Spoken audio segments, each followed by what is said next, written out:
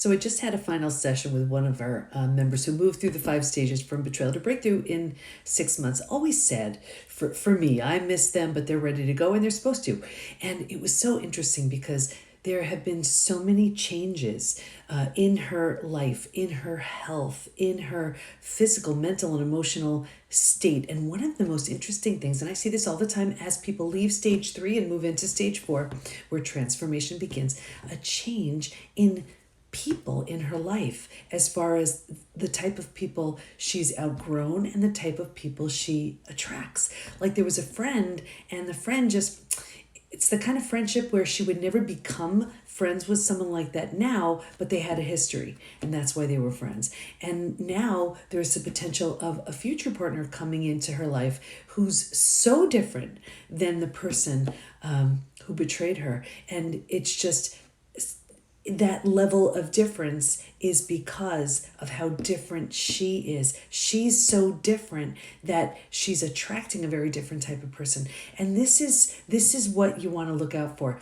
When you truly heal, you don't attract the same type of person in your life. When you don't heal, you do. When you don't heal, that's where repeat betrayals happen too. So when there's that change for real, like when you are really, really changing, look out for that. Are you noticing that the friends that you have, something's off, like you're just not feeling it anymore, like you're not, there's something about the conversations that they're having, whether they're gossiping or low energy or just not in integrity, where maybe the old you kind of tolerated it or maybe didn't even notice. What's even better is you start noticing, it's because you are changing, right? And then the people also that you start attracting, you're different, and so those people start becoming different. So take a look where you are in your healing journey, and if there's a change in the types of people coming into your life or that don't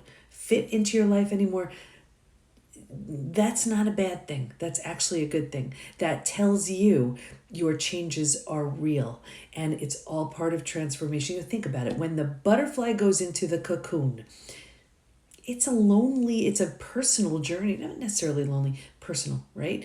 And there's so much change going on in there. That butterfly is being deconstructed, emulsified, unrecognizable from anything it once was. And because of that hard work, because it was going through all of that, it gets to be the butterfly. Can't be the butterfly if it doesn't go through that messy work. And that's exactly what happens when you face it, feel it, heal it. So excited for our newest graduate, and be on the lookout for this kind of thing if you're working through the 5 stages from betrayal to breakthrough and healing. Hope that helps.